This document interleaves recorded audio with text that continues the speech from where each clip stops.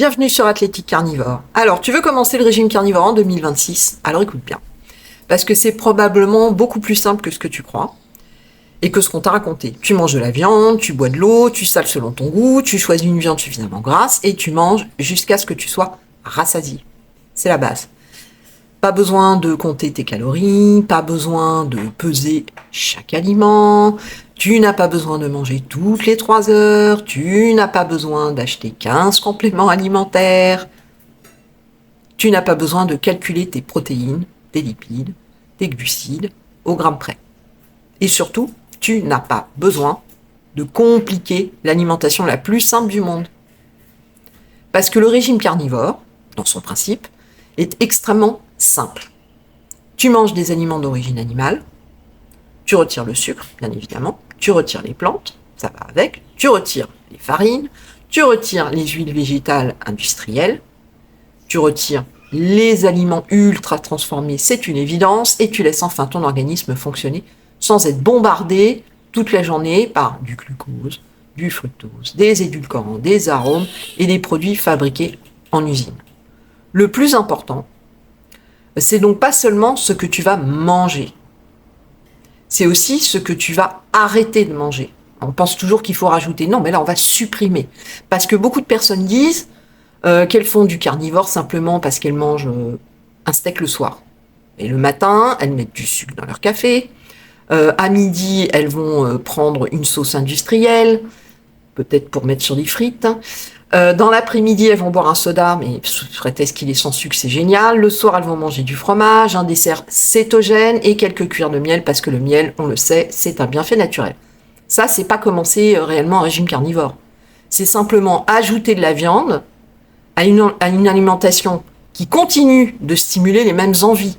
Le carnivore, ce n'est pas d'ajouter un steak, c'est retirer tout ce qui t'empêche de te satisfaire d'un steak. Et quand tu comprends ça, en fait, tu deviens beaucoup plus simple. Tu n'as pas besoin de chercher un aliment miracle. La viande, elle a déjà tous les aliments, elle a tous les compléments, elle a tout ce qui est le plus complet possible que tu as besoin de consommer. Elle contient les protéines complètes, elle contient tous les acides aminés essentiels, elle contient du fer héminique, elle contient du zinc, elle contient de la vitamine B12, elle contient de la créatine, elle contient de la carnitine, elle contient aussi les vitamines du groupe B. Et lorsqu'elle est suffisamment grasse, puisque le gras c'est la vie, ne l'oublions pas, elle t'apporte également l'énergie dont ton organisme a besoin. Tu n'as donc pas besoin de manger 50 aliments différents pour obtenir 50 nutriments différents. Tout est complet, tout est dedans. Tu as surtout besoin de consommer suffisamment d'un aliment dense, assimilable et adapté à tes besoins. Ça, c'est beaucoup ce que personnes ont du mal à comprendre. En fait, elles sont tellement habituées à remplir leur assiette de couleurs, c'est vrai que c'est sympa, c'est varié, qu'elles pensent qu'une assiette simple est forcément une assiette incomplète. Mais non, la couleur d'un aliment, c'est pas une unité nutritionnelle. Ton organisme ne compte pas les couleurs. Il cherche des acides aminés. Alors c'est vrai que c'est plus appétissant quand c'est coloré. Mais ton organisme, il veut des acides aminés, des acides gras, des vitamines, des minéraux et de l'énergie. Alors par quoi on commence ? Eh bien, on va commencer par la viande que tu apprécies, que tu digères bien et que tu peux acheter régulièrement. Alors c'est vrai que le bœuf, c'est une excellente base. L'agneau, perso, j'aime pas ça, mais c'est aussi une excellente base. Le mouton, encore moins, mais c'est aussi une excellente base. Et tu peux aussi manger du porc, du poulet, des œufs, du poisson et des fruits de mer. Ça reste varié, on est d'accord ? Il n'y a pas besoin de transformer cela en religion. Si tu te sens bien avec les œufs, mange des œufs. C'est mon cas, moi j'adore les œufs, je les mets à toutes les sauces. Si tu aimes les sardines, mange des sardines. Si tu préfères le bœuf, mange du bœuf. Si ton budget te permet d'acheter plutôt de la viande hachée que de la côte de bœuf, mange de la viande hachée. Il n'y a pas besoin de manger du filet de bœuf à chaque repas. Il n'y a aucune obligation. Ce qui compte, c'est que le carnivore, il ne doit pas devenir un régime de luxe. Les morceaux les moins chers sont souvent parfois les plus intéressants. Aujourd'hui, on a tendance à dégraisser la viande, alors qu'en fait, tout se trouve dans le gras de la viande. Ok, donc plus concrètement, ça contient davantage de collagène, ça a simplement besoin d'une cuisson différente. Le paleron, par exemple, le jarret, la poitrine, les côtes, la viande hachée, les morceaux à mijoter, tout cela peut parfaitement constituer la base de ton alimentation carnivore. La viande que tu peux acheter, aujourd'hui, elle sera toujours plus utile que la viande parfaite que tu ne t'achèteras jamais. Évidemment, si tu as accès à une viande de grande qualité et à des animaux élevés correctement et à une graisse de meilleure qualité, bien sûr, c'est préférable. Mais ne laisse jamais la recherche de la perfection t'empêcher de commencer. Surtout pas. Le plus important au départ, c'est de retirer, et non pas ajouter, retirer les aliments qui entretiennent tes fringales et de manger suffisamment de protéines et de graisse. Justement, alors on va parler un peu de la graisse. La graisse, comme je l'ai dit tout à l'heure, le gras c'est la vie, mais la graisse est vraiment essentielle dans un régime carnivore. Si tu supprimes les glucides, mais que tu continues à manger uniquement du blanc de poulet, du thon au naturel, c'est-à-dire au naturel, vraiment au naturel ou à la vapeur, et du steak extrêmement maigre, tu risques de te retrouver sans énergie. Et tu vas ensuite dire que le carnivore, ça fonctionne pas. Mais le problème, c'est pas le régime carnivore. Le problème, c'est que tu as supprimé le sucre sans remplacer l'énergie qu'il t'apportait. Donc forcément, ça bug. Les protéines sont indispensables, elles construisent et réparent ton organisme, mais tu dois pas essayer d'utiliser uniquement des protéines comme carburant. Ok ? Lorsque tu retires les glucides, la graisse devient ta principale source d'énergie. Et ça, en alimentation, c'est vital. C'est la petite bûche dans la chaudière. Tu dois donc choisir des morceaux suffisamment gras. Tu dois arrêter de retirer systématiquement toute la graisse autour de la viande. Et oui, c'est vrai que généralement on a grandi comme ça. Et tu peux conserver la graisse du steak, par exemple. Tu peux manger les morceaux persillés. Tu peux ajouter un peu de graisse de bœuf. Très bon, ça gîte partout, mais c'est très bon. Tu peux ajouter du beurre ou du ghee si tu les tolères, mais tu n'as pas besoin de boire de la graisse fondue. T'as pas besoin de verser un bol entier de beurre sur la viande, ça change rien. En plus, moi je trouve ça indigeste. J'avais commencé au début, je mettais un petit peu de beurre sur mes morceaux de viande. En fait, non, j'en ai pas besoin. Commence simplement avec de la viande qui est naturellement grasse, et ton organisme, de toute façon, il te dira si t'en as besoin de plus ou si t'en as besoin de moins. Il faut faire confiance à son corps, il faut l'écouter. Si tu as une faim 1 heure après ton repas, c'est que tu n'as probablement pas assez mangé. Ou que ton repas était peut-être trop maigre. Et c'est là que le carnivore change complètement ta relation à la nourriture. Pas besoin de manger parce que ton horloge indique midi.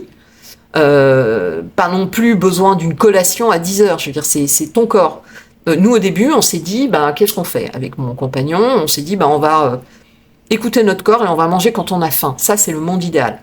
C'est-à-dire que tu oublies ta barre protéinée dans la voiture, t'as pas besoin d'un dessert pour terminer ton pas, tu manges quand tu as faim et tu arrêtes quand tu es rassasié. De toute façon, ton corps, il te le dit aussi. Là, stop, c'est plus, j'ai plus faim, c'est pas la peine de continuer. C'est aussi simple que ça et c'est beaucoup plus simple que tu ne penses. Mais pour beaucoup de personnes, c'est quelque chose qu'elles doivent réapprendre parce qu'elles ne connaissent pas réellement la faim. Elles connaissent l'envie de sucre, elles connaissent l'ennui, elles connaissent le stress, elles connaissent l'habitude de manger ou de grignoter devant la télévision. Elles connaissent le petit creux qui est provoqué par le repas précédent, mais elles connaissent plus vraiment cette sensation physiologique de faim. En carnivore, les choses, elles changent complètement. Lorsque tu retires les glucides et les produits hyper appétants, tes signaux deviennent souvent beaucoup plus clairs, beaucoup plus criants. Un morceau de viande, ça te semble délicieux lorsque tu as vraiment faim. Et puis, progressivement, il devient moins intéressant lorsque tu arrives à satiété. Ton organisme, en fait, te dit simplement ce qu'il a reçu et dont il a besoin. Tu n'as pas besoin de terminer ton assiette par principe. Tu peux réserver, tu peux réchauffer, tu peux recuire. Enfin, il n'y a aucune règle stricte. Tu n'as pas non plus à t'arrêter après 50 grammes. Tu ne comptes rien. Mange, tu as faim, il est telle heure, j'ai faim, je mange. J'ai plus faim, j'arrête de manger, je réserve ça pour plus tard. Ton corps, il va te dire, j'en ai assez, j'en ai pas assez. Et tu vas sentir cette espèce de satisfaction. Tu manges jusqu'à ce que ton corps soit satisfait. Pas jusqu'à ce que tu sois malade, pas jusqu'à ce que tu puisses plus bouger, mais suffisamment pour pouvoir quitter la table sans penser à ton prochain repas. C'est hyper important. La satiété, ce n'est pas être incapable d'avaler une bouchée supplémentaire. La satiété, c'est pouvoir oublier la nourriture pendant plusieurs heures. Ça ne doit pas devenir une fixette. Et surtout, ne commence pas immédiatement par du jeûne extrême. T'as pas besoin de jeûner 20 heures par jour. T'as pas besoin de faire un seul repas dès la première semaine. Vas-y progressivement. T'as pas besoin de prouver quoi que ce soit. C'est toi face à toi-même. Donc, écoute ton corps et mange quand tu as faim. Si tu as faim 3 fois par jour, tu manges 3 fois par jour. Si 2 repas te suffisent, tu fais 2 repas. Et si avec le temps, tu constates qu'un seul repas te suffit, c'est très bien. Moi, c'est ce qui m'est arrivé. Je me suis aperçu que j'avais besoin d'un seul repas par jour. Donc laisse ça arriver naturellement, le jeûne doit être la conséquence de ta satiété, mais pas une punition imposée par ta faim. On va pas commencer à se contraindre. Si tu passes toute la journée à regarder l'horloge en attendant l'heure où tu as enfin le droit de manger, tu n'es plus libre. Tu es simplement en train de lutter contre ton organisme. Le but du carnivore, c'est justement d'arrêter cette lutte permanente. Tu manges un véritable repas, tu es rassasié et tu passes à autre chose. Tu travailles, tu t'entraînes, tu t'occupes de ta famille, t'occupes de ta maison, tu vis.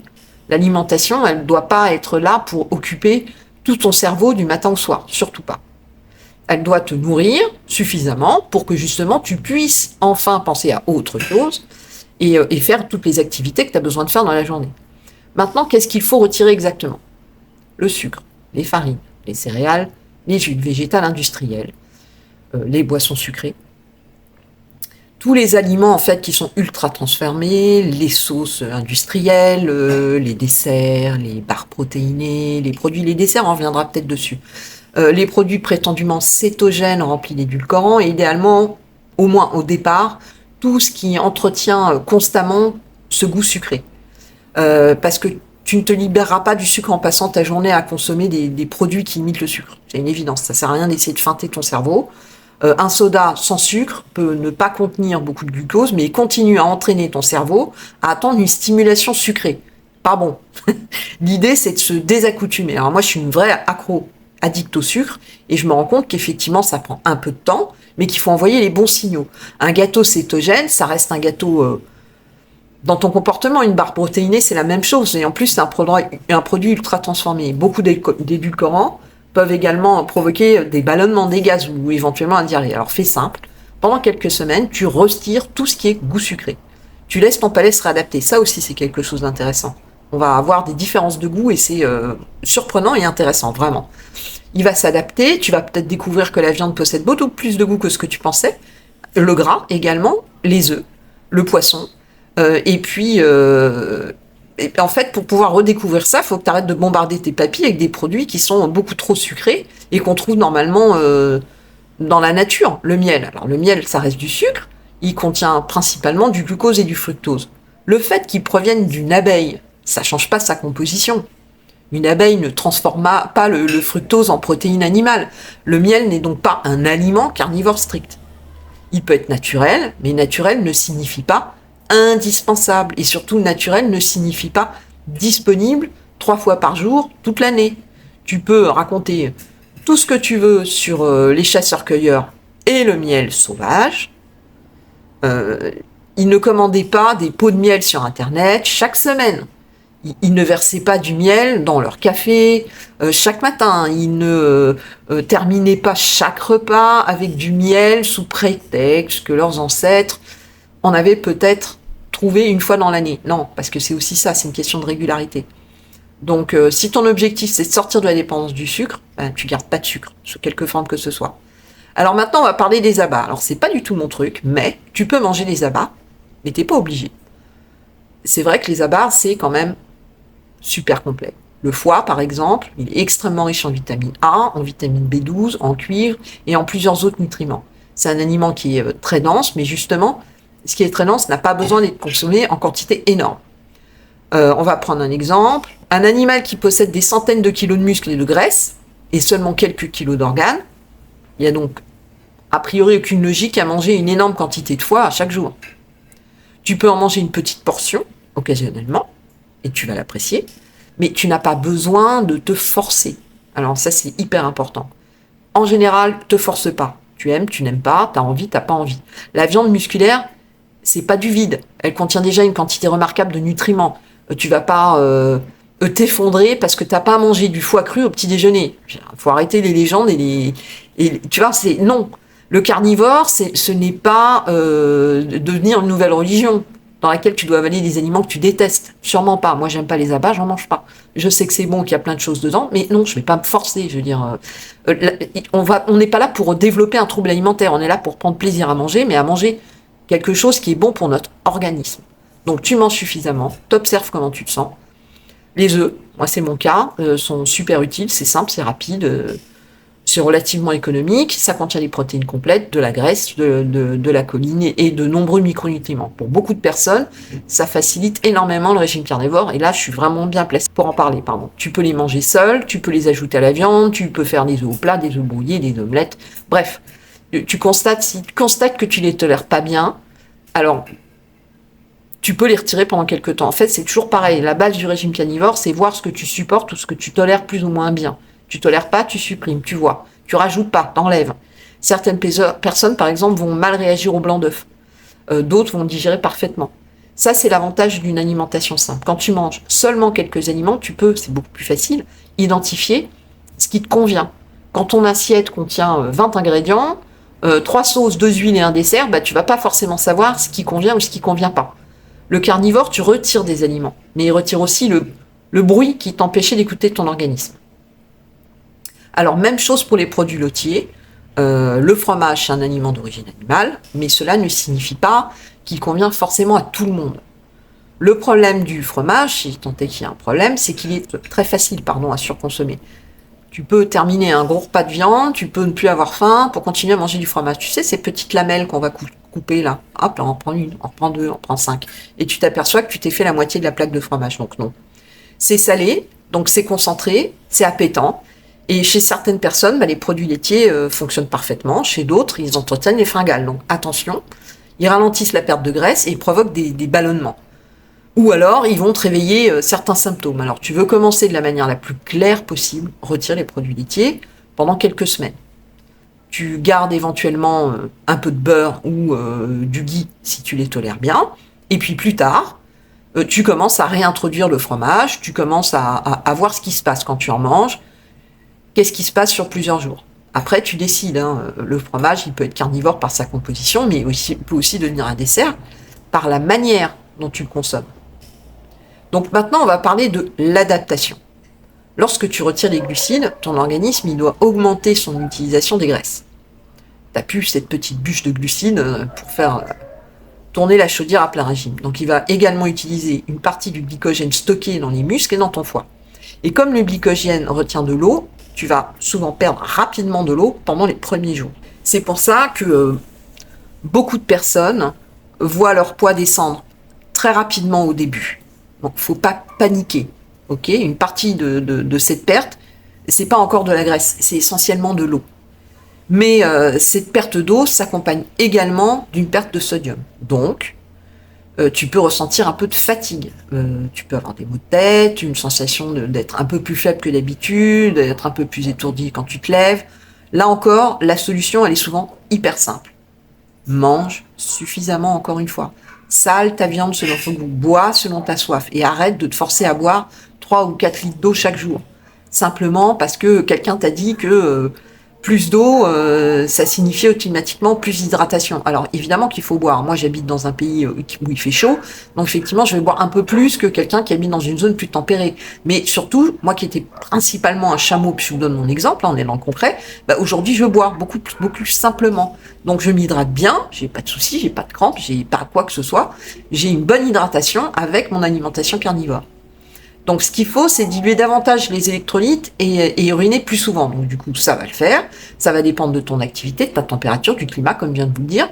Mais une personne qui travaille dehors sous la chaleur, elle a forcément pas les mêmes besoins qu'une personne assise dans un bureau climatisé. Donc tu sales selon ton goût. C'est ça qui va te recharger tes batteries, entre guillemets. Tu observes ton énergie. Tu observes si tu as des crampes. Tu observes ta pression artérielle. Et tu ajustes. Pas besoin de transformer ça en une mathématique universelle. Ton organisme, il sait généralement très bien te faire comprendre qu'un aliment n'est pas assez salé. Alors maintenant, on va parler d'un petit sujet un peu intime. On va parler du passage aux toilettes parce que c'est une question que tout le monde se pose et moi, j'avoue que c'est la première question que je me suis posée. Quand tu manges carnivore, il est parfaitement possible que tu ailles moins souvent à la selle. Pourquoi? Parce que la viande, déjà, elle est extrêmement digestible et que ton organisme absorbe une très grande partie de ce que tu manges. Et aussi parce que tu produis moins de déchets. Donc après, c'est de la logique pure. Si tu manges une grande quantité de fibres et que tu ne peux pas la digérer, ton organisme va l'évacuer. Tu produis donc davantage de volume de déchets. Mais ça ne veut pas dire que c'est une meilleure digestion. Et ça, c'est important, parce que ça signifie simplement qu'une plus grande partie de ce que tu as mangé, de ce que tu as ingéré, n'a pas été absorbé. Donc, ton organisme, lui, la nature est bien faite, il l'élimine. Alors tu vas aller aux toilettes deux jours ou tous les 3 jours, mais tout ce qui se passe, c'est que surtout il faut attirer l'attention sur le fait qu'on n'est pas constipé. Je veux dire, c'est pas, moi je suis réglée comme une horloge, mais c'est pas le cas de tout le monde.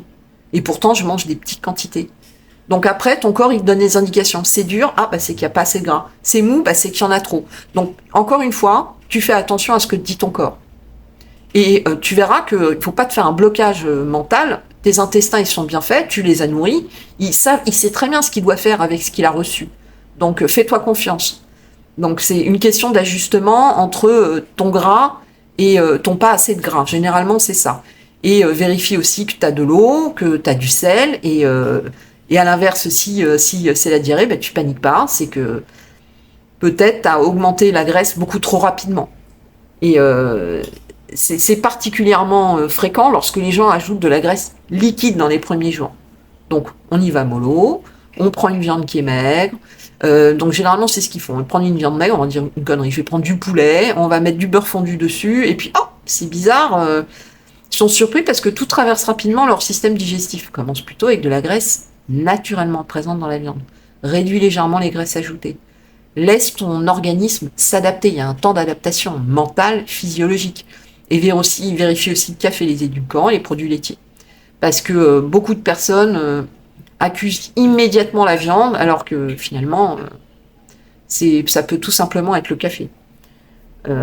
Qui utilise des polyols ou alors parce que tu manges du fromage toute la journée. La viande, c'est pas toujours le premier suspect. Loin de là. Si tu n'as pas de vésicule biliaire, tu peux également commencer le carnivore. Ton foie continue de produire de la bile. La différence, c'est que cette bile n'est plus stockée et concentrée de la même manière. Tu peux donc avoir intérêt à commencer avec plusieurs repas plus petits que tu répartis dans la journée avec du gras. Tu augmentes progressivement et tu observes encore une fois ta digestion. L'absence de vésicule biliaire ne signifie pas que tu dois manger sans graisse pour le reste de ta vie.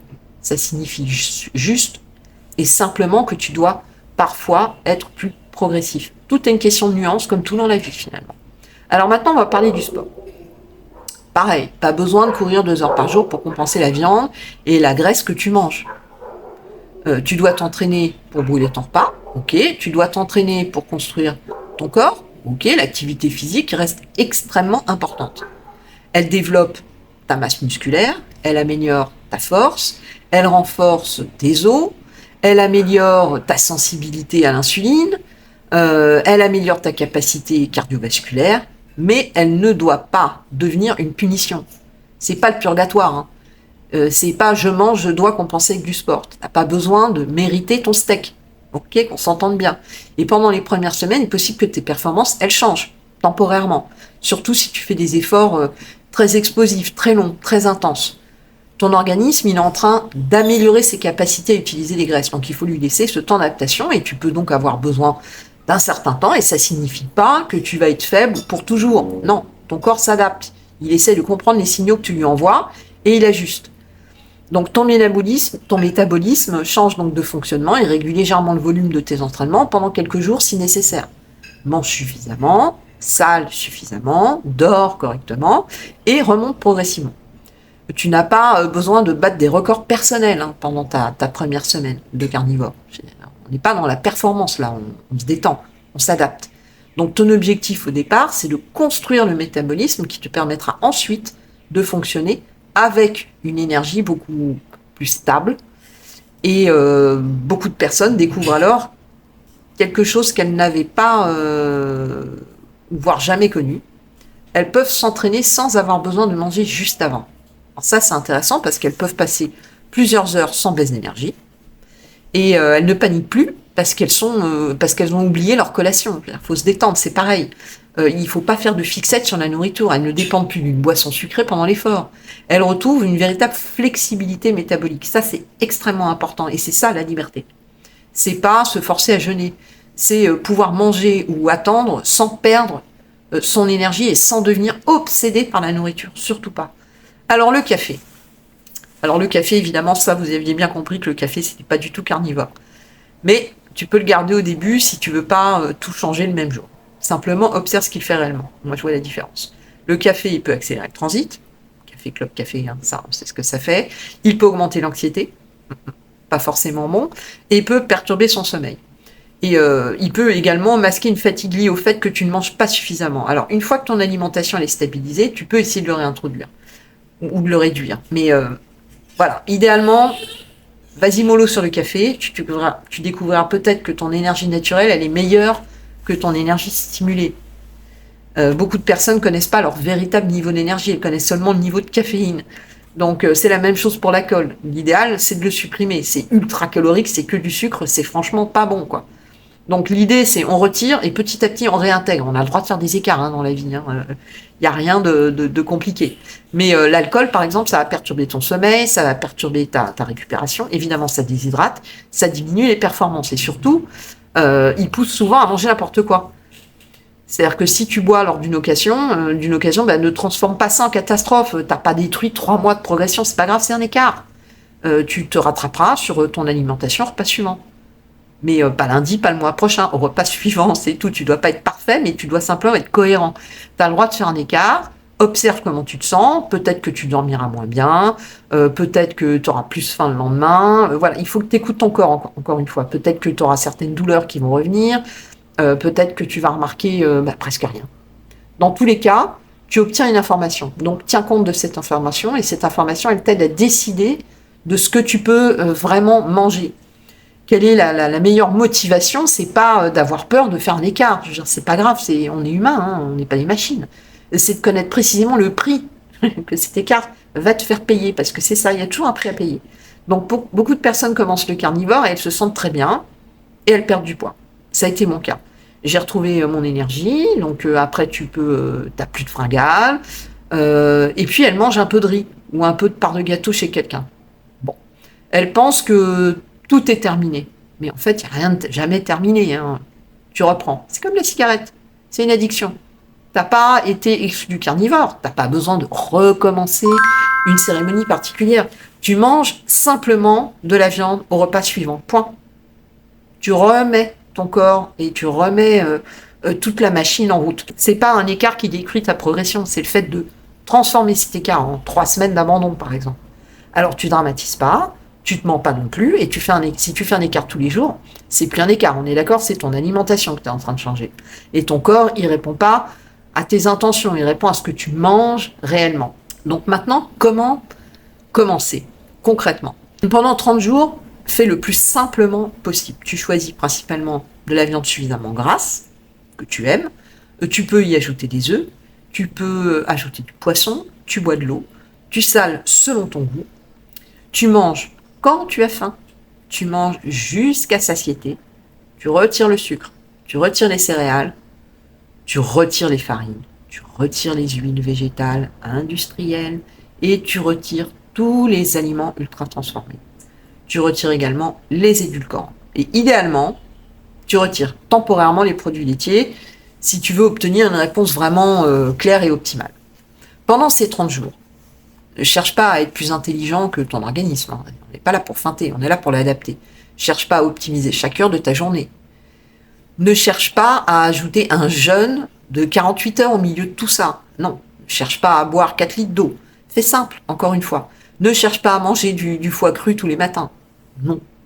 Ne cherche pas à acheter une armoire entière de compléments. Ça ne sert à rien. Tu vas le trouver dans ta viande. Mange simplement de vrais aliments d'origine animale et observe.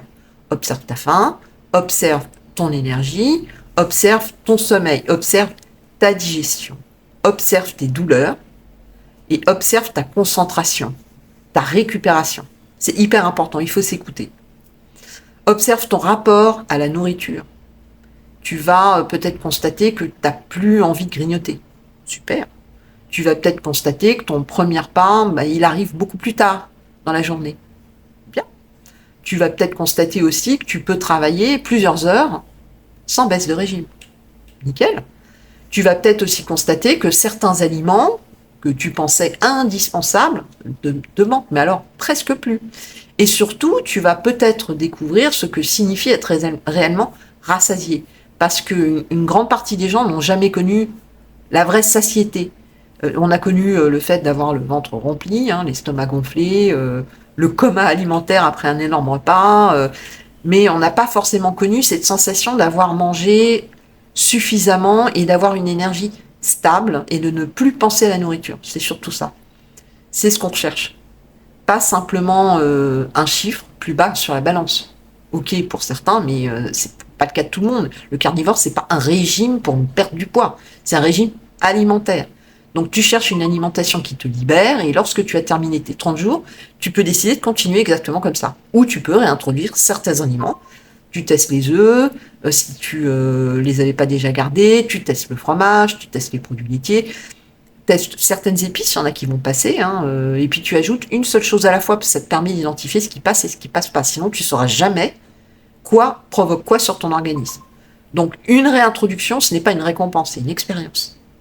C'est bien les expériences. Tu vérifies les résultats et tu continues, si ça fonctionne pour toi. Ok ? Les résultats, ils parleront beaucoup plus fort que tes arguments.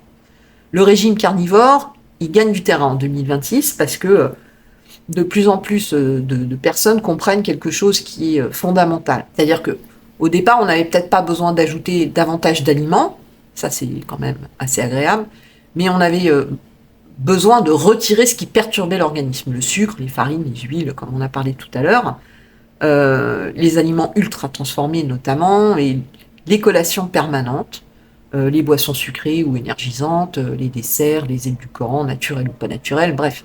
Et toute cette nourriture fabriquée pour contourner les signaux naturels de satiété, finalement. Le carnivore, lui, il fonctionne peut-être pas grâce à un aliment magique. Non. Il fonctionne peut-être parce qu'il retire presque tout ce qui empêchait notre organisme de fonctionner correctement, c'est-à-dire sans perturbateurs.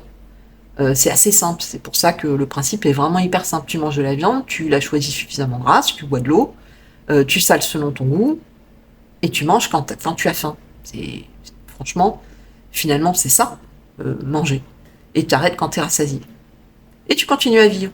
Et si tu manques d'énergie, bah, tu manges davantage. Et puis si tes repas sont trop maigres, bah, tu rajoutes un peu de gras.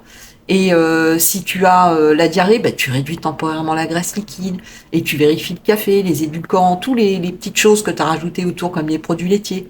Tu vas moins souvent et que tout passe facilement, bah, tu paniques pas. Hein. Ça sert à rien de paniquer. Si tu as constamment faim, augmente la taille de tes repas. Si tu as envie de sucre, ne nourris pas cette envie avec des desserts cétogènes. Non. Si tu fais un écart, reprends au repas suivant. Ça, c'est vraiment hyper important. Tu ne te décourages pas. Et si tu ne sais pas quoi manger, bah, reviens toujours à la base. De la viande, de l'eau et du sel. Et suffisamment de graisse. La base. T'as pas besoin d'une application, t'as pas besoin d'une calculatrice, t'as pas besoin de 6 repas par jour, de te dire est-ce qu'il faut que je fractionne, à quelle heure, comment. Non, il n'y a pas de recette compliquée là. Hein. Là, on fait dans le basique et dans le simple. Donc, t'as pas besoin de produits portant le nom carnivore sur l'emballage. T'as pas besoin de d'avoir des vrais aliments, des vrais repas et d'un organisme véritablement nourri. Bah, tu manges de la viande hein, finalement. Parce que si tu as besoin d'une calculatrice et de 6 compléments et de 4 collations, et d'une volonté permanente pour pas avoir faim, pose-toi la question. Je veux dire, c'est quand même pas idéal mentalement et physiologiquement. Alors, est-ce que réellement c'est toi qui contrôles ton alimentation ? Pose-toi bien la question. Ou est-ce que c'est ton alimentation qui te contrôle ? Le carnivore, ça peut être l'alimentation la plus simple au monde. Alors, garde-la simple. Mange de la viande, bois de l'eau et sale selon ton goût. Et mange suffisamment. Et arrête de te compliquer et de penser que ton organisme, il sait pas quoi faire. Il sait déjà quoi faire. Il sait déjà quoi faire. Donc, ne le pollue pas. C'était Corinne pour Athlétique Carnivore. Donc, merci de nous mettre un petit like, merci de nous laisser un commentaire ou de nous dire les sujets que vous aimeriez qu'on aborde. Avec plaisir, au contraire, on est super open pour ce genre de choses. Donc, ça nous permet de continuer à chercher, de vous aider, de partager toutes les informations qu'on peut trouver. Je trouve que c'est vraiment la meilleure manière de faire, c'est extrêmement enrichissant. Et puis n'oublie pas de liker, n'oublie pas de t'abonner, et puis suivez-nous, et à très bientôt sur Athlétique Carnivore.